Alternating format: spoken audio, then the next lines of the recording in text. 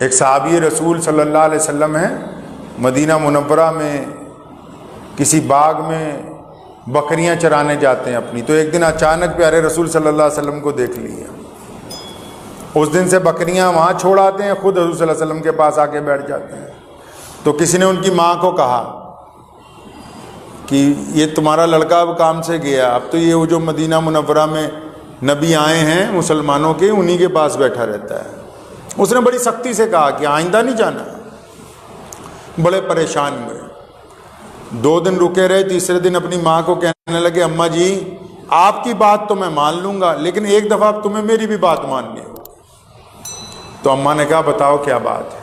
کہا تم بھی میرے ساتھ ایک دفعہ ان کے پاس چلو، مل کے آ جاؤ، مل کے آ جاؤ، پھر میں تمہاری بات مان لوں۔ تو اماں اور خالہ دونوں نے کہا یہ کون سی بڑی بات ہے، اس کو تو سیدھے کام پہ لگانا ہے، چلو ملاتے ہیں اس کے کہنے پہ۔ تو دونوں آئیں، حضور اکرم صلی اللہ تعالی وسلم کی خدمت اقدس میں بیٹھی رہیں، کچھ دیر بیٹھیں اور پھر اٹھ کے چل پڑیں۔ تو وہ لڑکا بھی ساتھ میں اپنی ماں اور خالہ کے چلا۔ اب وہ سوچ رہا ہے کہ پتہ نہیں میری ماں اور میری خالہ نے کیا رائے دینی ہے۔ اب اس بچے کی خالہ کہتی ہے پترا آج تک میں نے انسان تو بہت سارے دیکھے ہیں، ایسا سونا کبھی نہیں دیکھا جس کو ملوا کے آیا ہے تو۔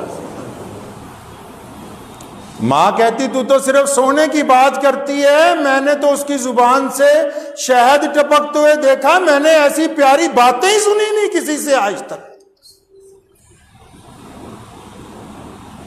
خالہ کہنے لگی بیٹا ہم تو سمجھے تھے تو پتہ نہیں کہاں بیٹھ جاتا ہے، اجازت کی بات نہیں ہے، تو جب چاہے صبح شام دوپہر جب تیرا دل چاہے اس دربار میں حاضریاں بھرا کر، ہمیں کوئی اعتراض نہیں ہے۔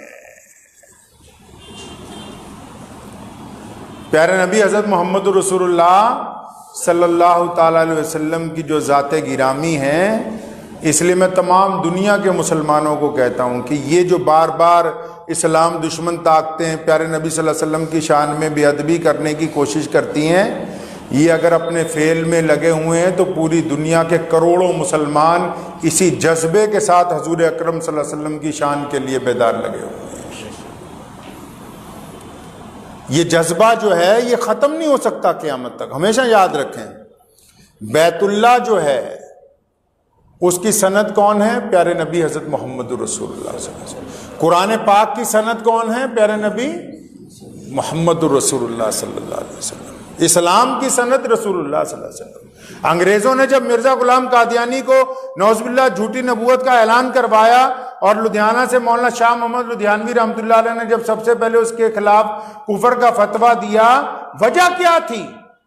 انگریزوں نے نماز کے خلاف بھی کر سکتے تھے کچھ، جہاد کے خلاف بھی کچھ کہہ سکتے تھے، مسجدوں کے خلاف کچھ کہہ سکتے تھے، قرآن کے خلاف کچھ کہہ سکتے تھے، لیکن نہیں، انگریزوں نے ریسرچ کر کے یہ پتہ لگایا کہ اسلام کی پاور کہاں سے چلتی ہے، اسلام کا وہ پاور ہاؤس ہے کون سا جہاں سے دین چل رہا ہے۔ یہ بیت اللہ کے چاروں طرف لوگ چکر کیوں لگا رہے ہیں، یہ 5 وقت سجدے کیوں ہوتے ہیں، یہ بہت سے لوگ جھوٹ بولنے سے کیوں ڈرتے ہیں، یہ عورتوں کو دیکھ کے ان کی نگاہیں نیچی کیوں ہوتی ہیں، یہ الگ الگ رنگ اور نسلوں کے لوگ ایک تھالی میں بیٹھ کے کھانا کیوں کھاتے ہیں، یہ پوری دنیا میں 5 وقت کی اذانیں کیوں گونجتی ہیں، یہ کیا وجہ ہے کہ یہ لوگ غریبوں کے ساتھ ہمیشہ کھڑے ہوئے نظر آتے ہیں، یہ وجہ کیا ہے کہ یہ الگ الگ مسلک ذاتوں اور الگ الگ برادریوں سے تعلق رکھنے کے باوجود ایک جگہ اکٹھے ہو جاتے؟ تو پتہ لگا یہ تمام کے پیچھے اگر کوئی ذات ہے تو وہ صرف محمد الرسول اللہ کی ذات ہے۔ نعرہ تکبیر، نعرہ تکبیر، ختم نبوت زندہ باد، ختم نبوت زندہ باد۔ اب آپ ایک بات یاد رکھیں، آج 12 ربیع الاول کا دن ہے، آج ہمارے پیارے نبی حضرت محمد رسول اللہ صلی اللہ علیہ وسلم دنیا میں تشریف لائے، آپ کی ولادت ہوئی ہے آج کے دن، اور تمام محدثین کا یہ قول ہے، حتیٰ کہ امام احمد رضا خاں بریلوی رحمۃ اللہ علیہ کا بھی، کہ 12 ربیع الاول کے دن ہی حضور اکرم صلی اللہ علیہ وسلم اپنی زندگی گزارنے کے بعد ہم سے پردہ فرما گئے، ایک ہی دن۔ اب آج کا دن جو ہے اپنی تاریخ کے لحاظ سے دنیا کا سب سے قیمتی دن ہے۔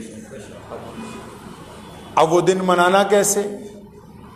وہ دن منانا ایسے کہ حضور صلی اللہ علیہ وسلم کا غلام وہ ہے جو آج اس بات کا عہد کرے کہ اب میں اپنے آقا کا کوئی ایک حکم آج سے تسلیم کرتا ہوں، اس کو پوری زندگی ادا کروں۔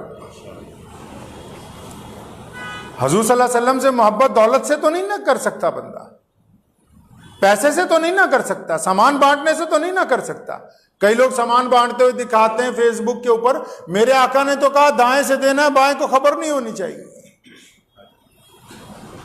تو کچھ عادتیں جو ہیں وہ حضور اکرم صلی اللہ علیہ وسلم کے حکم والی اپنانی ہوں گی۔ 12 ربیع الاول کے دن وہی سچا عاشق ہے جس نے فجر کی نماز ادا کی ہو، قضا نہ کی ہو، جس نے حضور اکرم صلی اللہ علیہ وسلم کے اوپر صبح سے درود پڑھنا شروع کیا اور رکا نہ ہو، جو رسول اللہ صلی اللہ علیہ وسلم کی اتباع میں آ کے جھکا کے چلا ہو، جس کی زبان سے اس کے ماں باپ کو تکلیف نہ پہنچی ہو، جس کے کردار سے اس کی بیوی کو، اس کے بچوں کو تکلیف نہ پہنچی ہو، جس کا ویوہار اپنے پڑوسیوں سے اچھا ہو۔ آپ یقین مانیں، فرانس کیا پوری دنیا کی سرکاریں بھی اگر لگ جائیں میرے رسول کریم صلی اللہ علیہ وسلم کی شان کے خلاف کچھ کرنے کے لیے، تو ذرہ برابر بھی شان میں کمی نہیں ہو سکتی، ذرہ برابر۔ آج دنیا میں ہمارا دعویٰ ہے کہ کروڑوں دلوں میں سب سے زیادہ دل جو دھڑکتے ہیں وہ محمد الرسول اللہ کے نام کے اوپر دھڑکتے ہیں، اور یہ سلسلہ قیامت تک جاری رہے گا انشاءاللہ تعالی۔ تو ہمیں اپنے آقا صلی اللہ علیہ وسلم کو جو درود بھیجنا ہے وہ اپنی توبہ کے ساتھ۔ کسی نے بڑی اچھی بات کہی اور مجھے تو بہت ہی اچھی لگی ان کی بات۔ ایک اللہ والے کے پاس کوئی صاحب گئے، کہنے لگے جب میں درود شریف پڑھنا چاہتا ہوں تو کیا پڑھا کروں درود شریف؟ فرمایا درود پڑھنے سے پہلے، نماز پڑھنے سے پہلے کیا کرتے ہو؟ کہنے لگا وضو کرتا ہوں۔ فرمایا درود پڑھنے سے پہلے نا استغفار پڑھا کرو، پہلے اپنی زبان کو پاک کرو، پھر محمد رسول اللہ صلی اللہ علیہ وسلم کا نام لو۔ پہلے استغفار پڑھو، اللہ سے معافی مانگ کے زبان کو پاک کرو، پھر محمد الرسول اللہ صلی اللہ علیہ وسلم کا نام لو۔ اور محمد الرسول اللہ صرف مسلمانوں کے نہیں ہیں، پوری کائنات کے محسن ہیں، پوری کائنات کو آزادی رسول اللہ نے عطا فرمائی ہے، کائنات کے لوگوں کو برابری کا سبق محمد الرسول اللہ نے عطا کیا ہے، حکمرانوں کو تمیز محمد الرسول اللہ کے سبق سے ملی ہے، اور تمام لوگوں کو برابری کا درجہ محمد الرسول اللہ صلی اللہ علیہ وسلم نے عطا کیا ہے۔ تو تبھی تو کنور مہندر سنگھ بیدی نے ایک دن کہا، ایک مشاعرے میں، کنور مہندر سنگھ بیدی بہت مشہور شاعر ہے، کہنے لگا مسلمانوں کے اجتماع میں، کہنے لگا ہو جائے عشق کسی سے کوئی چارہ تو نہیں، ہو جائے عشق کسی سے کوئی چارہ تو نہیں، صرف مسلم کا ہی محمد پہ اجارہ تو نہیں۔ تو یہ نہ سوچئے کہ محمد صلی اللہ علیہ وسلم صرف ہمارے ہیں، قرآن نے کہا کہ ہم نے ان کو پورے عالم کے لیے رحمت بنا کے بھیجا۔ تو رسول اللہ صلی اللہ علیہ وسلم سب کے ہیں، ان کی تعلیمات ہمیں سب تک پہنچانی۔ دعا کیجیے اللہ تعالیٰ مجھے بھی، آپ سب کو بھی ان باتوں پہ عمل کی توفیق عطا فرمائے۔ وآخر دعوانا الحمدللہ۔